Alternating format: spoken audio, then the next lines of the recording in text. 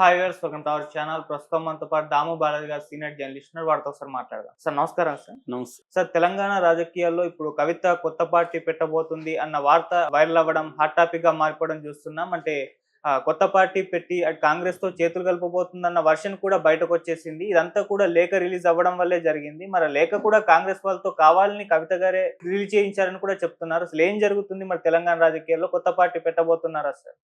కవిత ఒక letter leak అవ్వడంతో తెలంగాణ రాజకీయాల్లో స్తబ్దుగా ఉన్న రాజకీయాల్లో ఒక్కసారిగా అలజడి మొదలైంది.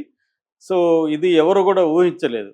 ఎందుకంటే కవిత అరెస్టు తర్వాత ఆమె కొంతకాలం సైలెంట్గా ఉండిపోయింది. ఆ తర్వాత మెల్లమెల్లగా కొన్ని ఇష్యూలో రావడం మొదలైంది. ఆమె ఎక్కడా కూడా బహిరంగంగా ఏ రకమైన అసంతృప్తి ఇప్పటివరకు ఉన్నట్టుగా ఎక్కడా వార్త కూడా రాలేదు.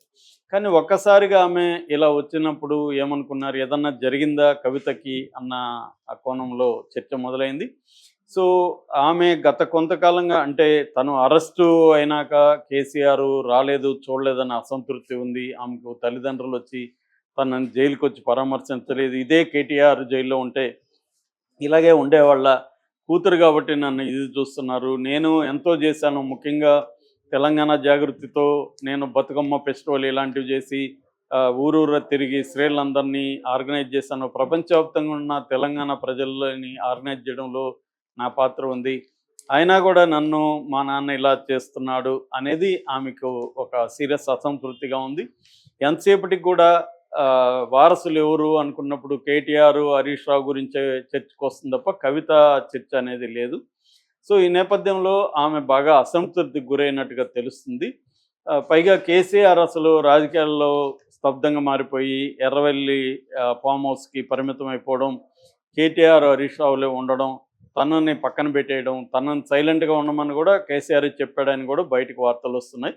సో ఈ నేపథ్యంలో నేనెందుకు సైలెంట్గా ఉండాలా, నాకు రాజకీయ ఆకాంక్షలు ఉండవా, నేను తెలంగాణ ప్రజల కోసం పనిచేయకూడదా అన్న దీంతో ఆమె రగిలిపోయినట్టుగా చెప్తున్నారు. అందుకనే ఒక ప్లాన్డ్గా ఆమె ఈ అకేషన్ ఉపయోగించుకొని తను అమెరికాలో ఉన్నప్పుడు ఈ లెటర్ లీక్ చేయడం, అది కూడా కాంగ్రెస్ వాళ్ళతో లీక్ చేయడం, ఒక లాంగ్ టర్మ్ ప్లాన్ వేసుకున్నట్టుగా చెప్తున్నారు.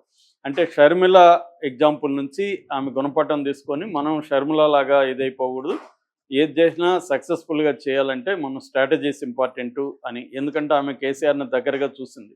షర్మిల కంటే వాళ్ళ నాన్న వారసత్వాన్ని క్లెయిమ్ చేసుకుంటుంది షర్మిల. కానీ ఈమె క్లెయిమ్ చేసుకుంటూనే నాన్నని కూడా ధిక్కరించే పరిస్థితిలోకి వచ్చింది.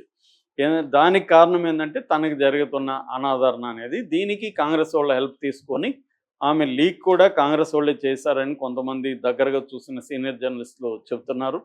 సో ప్లాన్డ్గా కాంగ్రెస్ వాళ్ళతో కుమ్మక్కై చేస్తుందని. సో ఇప్పుడు ఆమె స్టెప్ ఏంటంటే ఫస్ట్ ఒక కొత్త పార్టీ పెట్టాలనేది. నిన్న బీజేపీ ఎంపీ రఘునందన్ రావు కూడా ఈమె పార్టీ పెట్టడం ఖాయమే, జూన్ 2వ తేదీ అనౌన్స్ చేయబోతుంది అని ఆయన అన్నాడు. అట్లాగే ఈరోజు బంజారా హిల్స్ తన నివాసంలో మన సింగరేణి దగ్గర నుంచి వచ్చిన తెలంగాణ జాగృతి నాయకుల్ని ఆమె సమావేశమైంది. సో ఆమె వరుసగా సమావేశాలు నిర్వహిస్తుంది. దీన్ని బట్టి ఆమె కాంగ్రెస్తో ఆల్రెడీ ఒక ఒప్పందం కుదుర్చుకొని డైరెక్ట్గా కాంగ్రెస్లో చేరితే ఇప్పుడు ఇబ్బందిగా ఉంటుంది. బీఆర్ఎస్ని చీల్చిన అపఖ్యాతి కాంగ్రెస్కి వస్తుంది. కాబట్టి ఆమె ముందుగా సొంత పార్టీ అనౌన్స్ చేసి బీఆర్ఎస్ ఎమ్మెల్యేలని చీల్చాలి. ముఖ్యంగా ఏంటంటే రేవంత్ రెడ్డికి తలనొప్పిగా ఉండేది సిటీ చుట్టుపక్కల, సిటీ అండ్ గ్రేటర్ హైదరాబాద్లోనే బీఆర్ఎస్కి బలం ఉంది. దాదాపు 39 సీట్లలో 18 పైన ఇక్కడే వచ్చాయి. అందుకని దీన్ని టార్గెట్ చేస్తూ కవిత గ్రేటర్ హైదరాబాద్ ఉండే బీఆర్ఎస్ నాయకుల్ని ఎక్కువ మందిని చీల్చుకొని తను పార్టీ పెడితే రేపొద్దున ఆ పార్టీని కాంగ్రెస్లోకి కలిపేసే అవకాశం ఉంటుంది. అప్పుడు ఆమె కాంగ్రెస్లో ఒక ఇంపార్టెన్స్ ఉంటుంది అనేది ఆమె ఆలోచిస్తున్నట్టుగా చెబుతున్నారు. ఇదంతా వైల్డ్ గస్సా పాజిబుల్లా కాదని చెప్పలేము. కానీ జరిగే అవకాశాలు, ఆమెని పరిస్థితి చూస్తే మాత్రం ఆమె సీరియస్గానే ఉంది. ఎందుకంటే కేసీఆర్ ఇప్పటి వరకు మళ్ళీ కూడా ఆమెకు అపాయింట్మెంట్ ఇవ్వలేదు. ఇంత జరిగినా కూడా కేసీఆర్ పిలిచి మాట్లాడాల్సి ఉంది. కేసీఆర్ మాట్లాడలేదు. కేటీఆర్, హరీష్ రావు ఆమెని కలిసి డిస్కస్ చేసినట్టుగా కూడా మనకి సమాచారం లేదు. సో నిన్నేమో కేటీఆర్, కేసీఆర్ కూడా నిన్న ఎర్రవెల్లి ఫామ్ హౌస్లో సమావేశం అయ్యారు. అంటే ఇదంతా చూస్తుంటే మరొక షర్మిల ఇక్కడ తయారవుతున్నట్టుగానే అర్థమవుతుంది. ఈవెన్ ఆంధ్రజ్యోతి ఎడిటోరియల్‌లో కూడా కొత్త పలుకులో కూడా రాధాకృష్ణ రాశాడు. ఓవరాల్ సిట్యుయేషన్ చూస్తే బీఆర్ఎస్‌లో ముసలం అనేది స్టార్ట్ అయినట్టుగా తెలుస్తుంది. బీఆర్ఎస్ నెట్ట నిలువుగా చీలిపోయే అవకాశం అయితే కనిపిస్తుంది. అయితే కవిత వెంట ఎంతమంది వెళ్తారు? ఈ స్కీమ్ అంతా కవిత ఎట్లా డీల్ చేయబోతుంది? ఎందుకంటే ఇది కవిత ఒకటే లేదు, దీని వెనక కాంగ్రెస్ ఉందని చెప్తున్నారు. ఎందుకంటే కవితను బీజేపీ ఇబ్బంది పెట్టింది, 5 నెలలు జైల్లో పెట్టింది కాబట్టి కవిత రోజు రోజు అక్కడ రగిలిపోయి ఉండే అవకాశాలు ఉన్నాయి జైల్లో.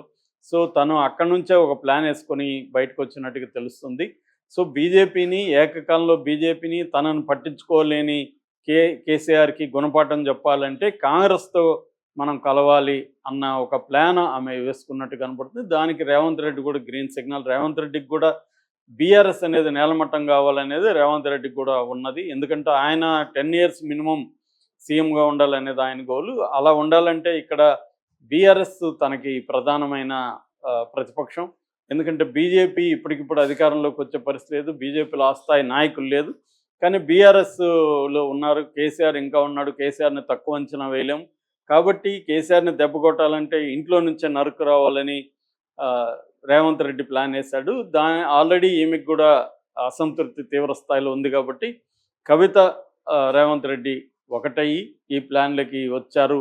అందుకని ఈ లెటర్ లీక్ వెనక కూడా కాంగ్రెస్ వాళ్ళు ఉన్నారనేది కొన్ని ఛానళ్ళకి కాంగ్రెస్ వాళ్ళకి కాంటాక్ట్ చేసి ఇలా ఒక లెటర్ రాబోతుంది, మీరు లీక్ చేయాలని చెప్పినట్టుగా వార్తలు వస్తున్నాయి. సో దీన్ని బట్టి ఇప్పుడు ఇది ఒక పెద్ద ఛాలెంజ్. ఎప్పుడైనా కూడా ఎక్స్టర్నల్ ఛాలెంజ్ కంటే ఇంటర్నల్ ఛాలెంజెస్ ఒక్కోసారి మోర్ డేంజరస్. మనకి అక్కడ కూడా చూస్తున్నాము, జగన్కి షర్మిల ఎంత నష్టం చేసిందో చేస్తూ ఉందో మనకి అక్కడ అర్థమవుతుంది. ఎందుకంటే సొంత తల్లి చెల్లిని నువ్వు డీల్ చేసుకోలేనోడు పార్టీని ఏం డీల్ చేస్తావు, రాష్ట్రాన్ని ఏం డీల్ చేస్తావు అన్న ప్రశ్న సహజంగానే వస్తుంది. ఇక్కడ కూడా అదే ప్రశ్న. ఇప్పుడు కేసీఆర్ సొంత బిడ్డని డీల్ చేయలేనోడు పార్టీని ఏం చేస్తాడు, రాష్ట్రాన్ని ఏం చేస్తాడు, అయిపోయింది కేసీఆర్ పని అనే ఒక నెరేటివ్ బలంగా కాంగ్రెస్ పార్టీ తీసుకెళ్తుంది. ఎందుకంటే 14-15 నెలల్లో బీఆర్ఎస్ కాంగ్రెస్ పార్టీకి పెద్ద తలనొప్పిగానే మారింది. కాంగ్రెస్ పార్టీ వైఫల్యాన్ని జనంలోకి తీసుకెళ్ళి రేవంత్ రెడ్డికి నెగిటివిటీని పెంచడంలో చాలా పెద్ద పాత్ర ఉంది. సో దీన్ని దెబ్బకొట్టడానికి రేవంత్ రెడ్డి ఒక ప్లాన్ వేస్తున్నాడు. ఆ ప్లాన్లో కవిత ఇమిడే అవకాశం ఉంది. ఎందుకంటే ఆమెకు కూడా అసంతృప్తి బలంగా ఉంది కాబట్టి.